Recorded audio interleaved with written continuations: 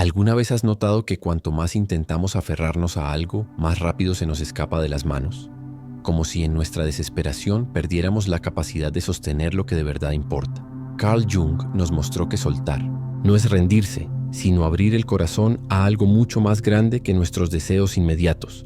Yo soy Alejandro Andrés y estás en el canal Carl Jung, el Inconsciente Colectivo. Si esta reflexión despertó tu curiosidad, suscríbete ahora mismo porque cada día comparto un nuevo contenido que puede transformar tu manera de vivir.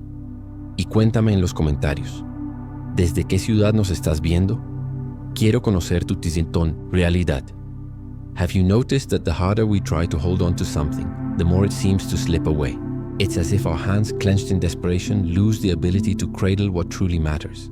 This applies to a relationship that no longer flows, a dream we insist on preserving long after it stops making sense, an opportunity that already proved it isn't right, and even the illusion that we command total control over life.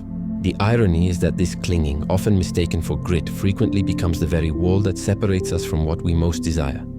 When we grip, we suffocate. When we force, we block. Within this paradox arises a different path. Perhaps the work is not to cease, but to release. Carl Jung, one of psychology's greats, invites us to contemplate this mystery running through human experience. When we stop resisting the current and create room in heart and mind, it's precisely then that life brings what is truly ours. Not because we gave up, not because we stopped caring, but because we aligned with something larger than our immediate wants. By abandoning the illusion of control, we come into rhythm with the whole of existence and begin to attract not what anxiety demands, but what our essence already knows we need. This is the real meaning of surrender. Not passivity, but a leap of trust. You may have sensed this before. That moment when, exhausted from insisting, you simply set the weight down, and something unexpected happened. An opening appeared without struggle. A relationship blossomed when you stopped trying to sculpt it. A door swung wide once you stopped pounding on it. It looks like coincidence, but Jung would say it isn't. The unconscious, the stream of life, the greater intelligence of the universe responds to our willingness to release control. The question is, how do we do this consciously? How do we let go without losing? How do we trust without sliding into passivity? That is the journey ahead. Because grasping what Jung meant by letting go can transform not only how you draw your desires toward you, but how you live each choice, each connection, each step. When we hear let go, we often picture detachment. But detachment isn't denial of feeling or pretending something doesn't matter, and it's certainly not an abdication of life or dreams. It's a deeper, subtler process that asks for courage to release what no longer serves, even when the ego insists that without it will be incomplete. The difficulty lies in how we were taught early on. Safety comes from possession, worth comes from achievement, happiness from accumulation. This breeds a control mindset, as if we had to secure every move so nothing slips away. Life doesn't work like that. It is movement, flux, constant transformation. Trying to clutch it is like trying to imprison a river in your hands. The tighter your grip, the faster the water escapes. Jung understood that much of our suffering springs from fighting what is natural. To resist life's flow is to live at war with one's own soul. In his explorations of symbols and archetypes, he saw that an unconscious wisdom knows the way, even when our rational mind insists on another script. Clinging is born of fear of losing, of not having, of not being. And in that fear, we build our strongest prisons. Letting go isn't losing anything. It's choosing to stop hauling what was never truly ours, or what already fulfilled its purpose.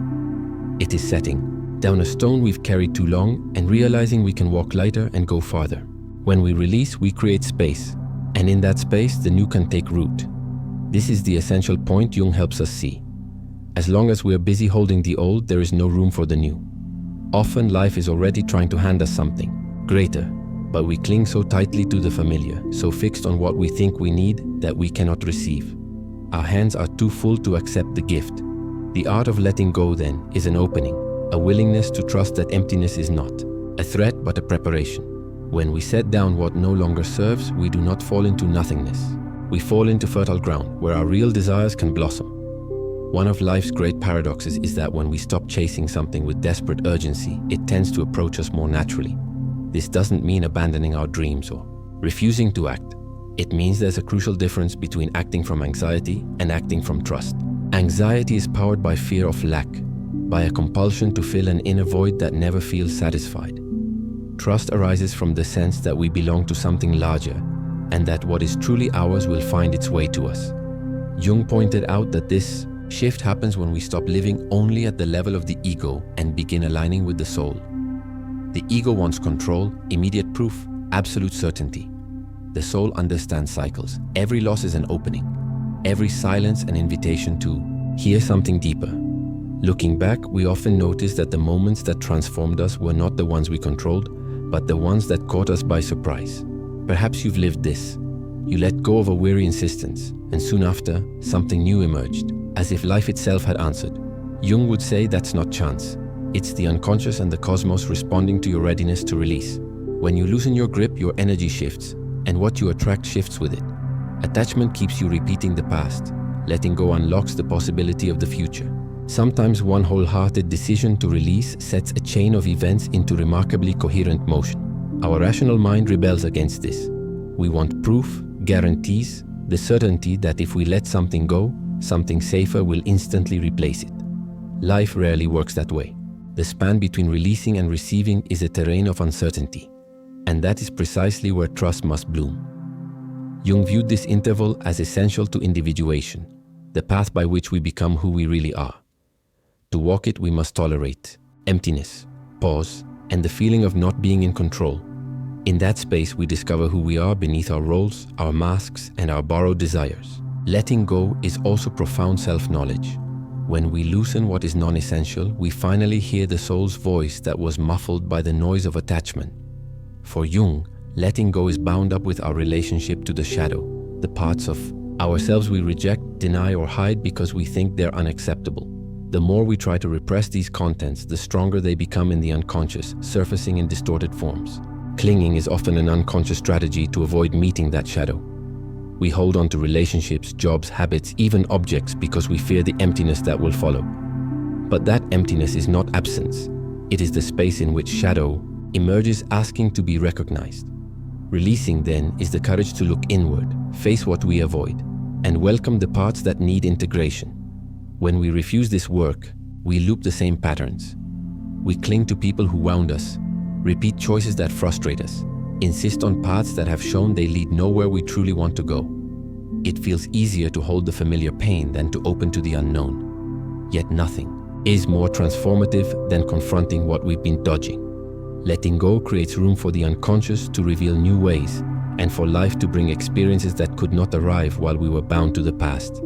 This is not only about releasing situations or people. It is also releasing the masks we use to guard against feeling what we fear. The ego resists, convinced that without control, we'll be swallowed by chaos.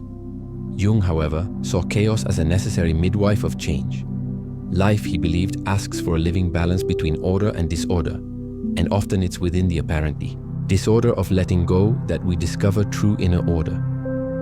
By releasing, we enter unknown territory, and gradually we recognize that it threatens nothing essential. It offers the chance to begin again. Each time we set down what no longer serves, we reclaim a piece of ourselves. And in that wholeness, we start attracting what we truly desire, not as the prize of relentless control, but as the natural consequence of being aligned with our essence. Jung also emphasized, the unconscious does not work against us. It works for us. It is a reservoir of wisdom, images, symbols, truths our rational mind cannot access alone. When we insist on controlling everything, we block that creative force and narrow our possibilities. When we let go, when we stop forcing our wants into rigid shapes, we make space for that deep intelligence to surface. Then come the unexpected insights, revealing dreams and meaningful coincidences that seem to guide us in uncertain times. Jung called these synchronicities signs that life is answering our inner state. Detachment creates room for the unconscious to align with the outer world, and from that meeting, things begin to flow with greater ease. Think of it like a dance. When we are tense and determined to lead every step, the dance turns stiff, forced, uncomfortable. When we relax, trust the rhythm, and yield to the movement, the dance becomes light, beautiful, spontaneous. Life is that dance. Attachment is the rigid body trying to dominate the music. Detachment is the body surrendered to the melody. As we allow the unconscious to speak and the current of life to carry us, we stop living at odds with ourselves. In that state, more harmonious experiences arrive, not because we twisted reality to fit the ego's mold, but because we open to something larger than ourselves. Curiously, by releasing, we do not lose strength. We find it. We uncover energy that was locked up in the work of constant vigilance. Control exhausts, letting go renews.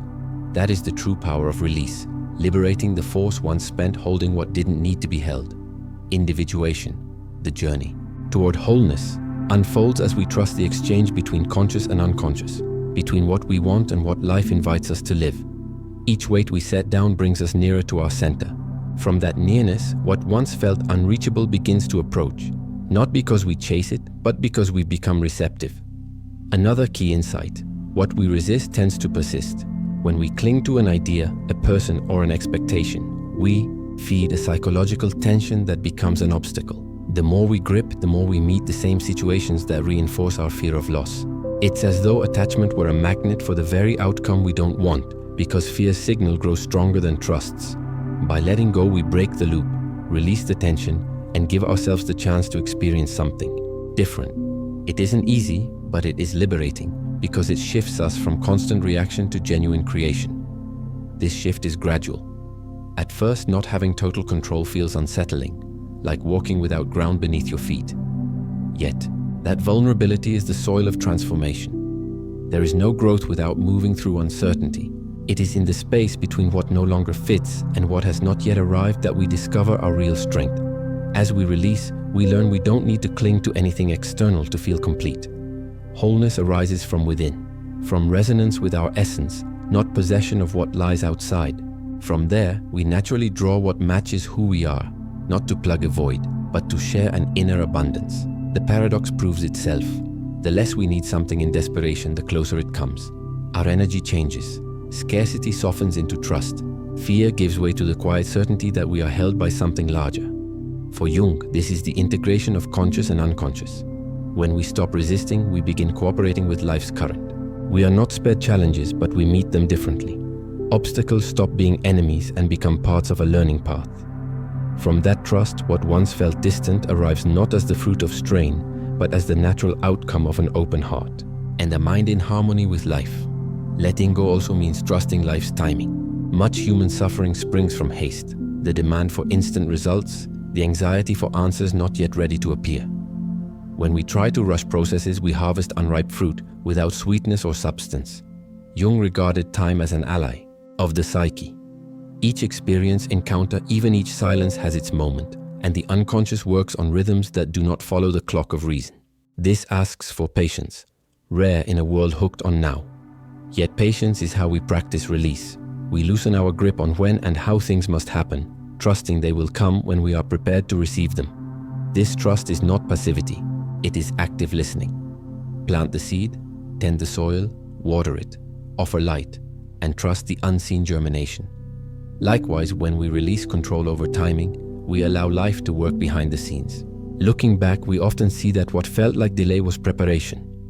Waiting didn't rob us, it shaped us to receive wisely. Letting go of time anxiety returns us to the present, the only place life actually unfolds. In presence, we become magnetic.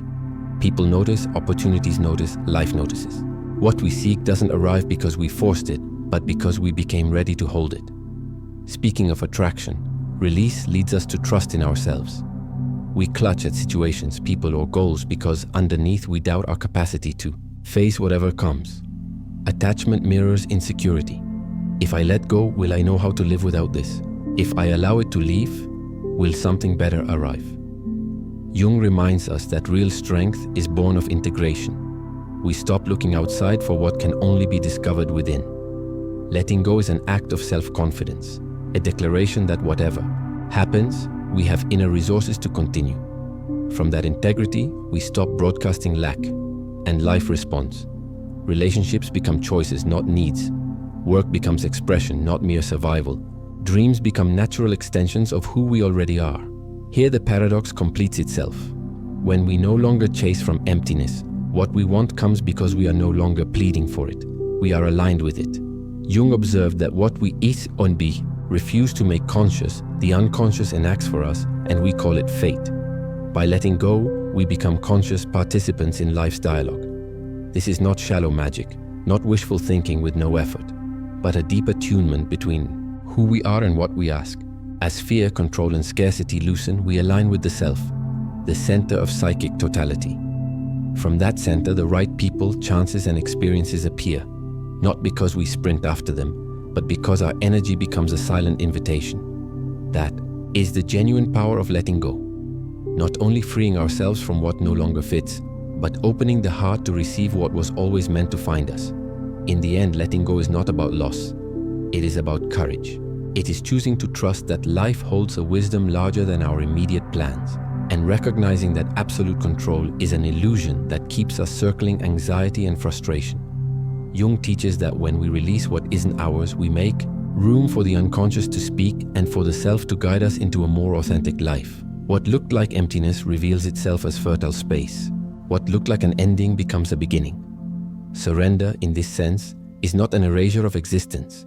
It is the deepest form of trust, in life, in timing, and most of all in ourselves. Perhaps this is the key to attracting what we desire.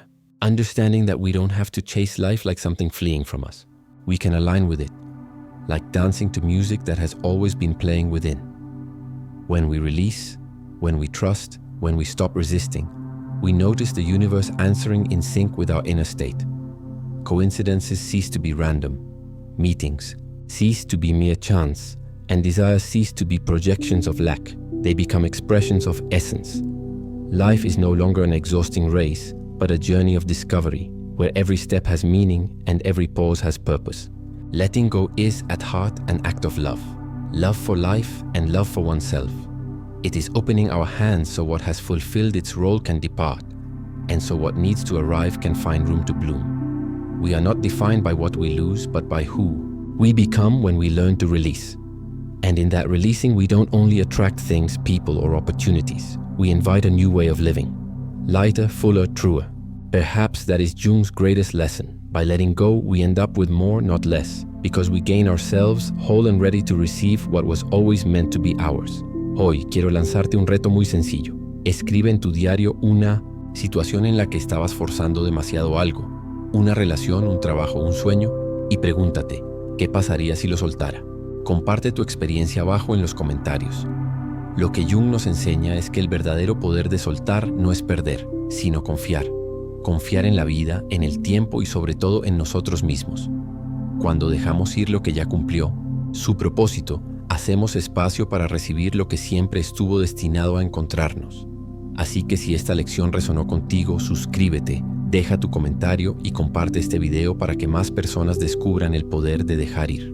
En el próximo episodio exploraremos cómo la sombra interior, según Jung, puede convertirse en nuestra mayor fuente de transformación. No te lo pierdas. Nos vemos en el siguiente capítulo. Y recuerda, la paz interior es el puente hacia tu destino.